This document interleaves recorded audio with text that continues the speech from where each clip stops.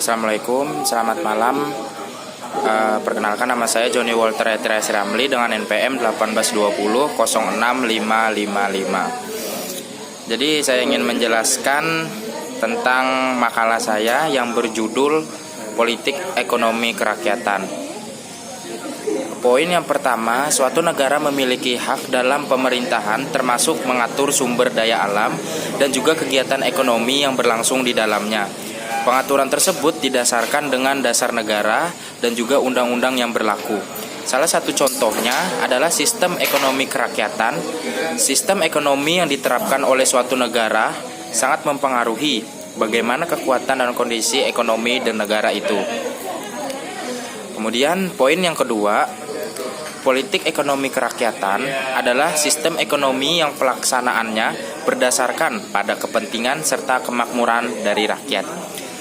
Ekonomi kerakyatan merupakan sistem politik ekonomi yang diharapkan dapat ditegakkan di Indonesia sehingga dapat dimanfaatkan untuk kepentingan bersama, bukan untuk kepentingan dari satu pihak saja.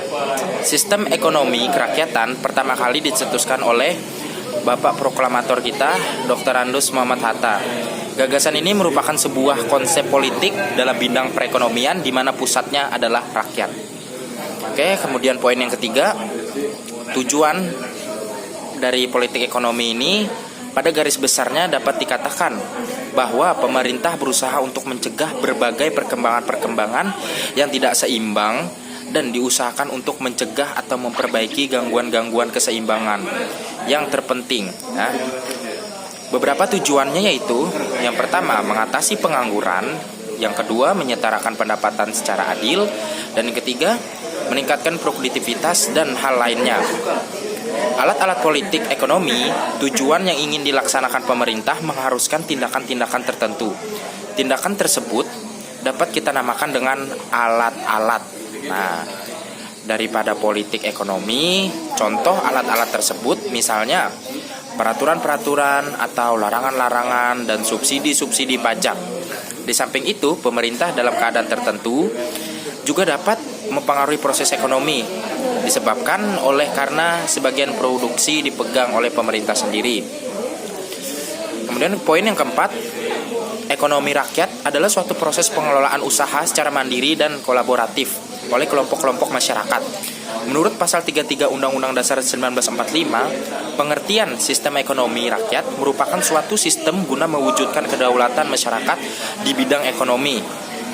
Sementara itu, menurut International Labour Organization atau ILO, pengertian ekonomi kerakyatan adalah sistem ekonomi tradisional yang dilakukan masyarakat lokal untuk mempertahankan hidupnya.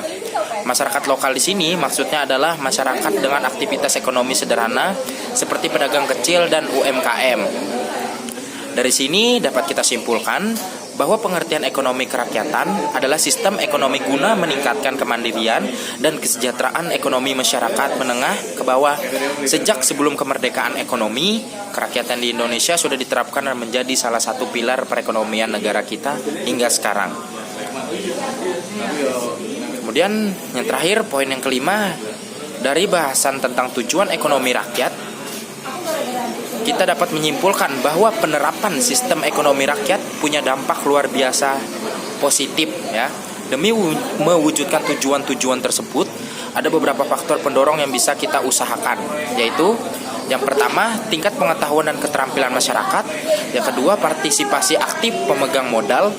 Yang ketiga, kolaborasi antar pengusaha. Dan yang keempat, kebijakan ekonomi pemerintah yang pro rakyat. Nah, sekian itu yang dapat saya sampaikan. Mohon maaf jika ada salah kata. Terima kasih, selamat malam.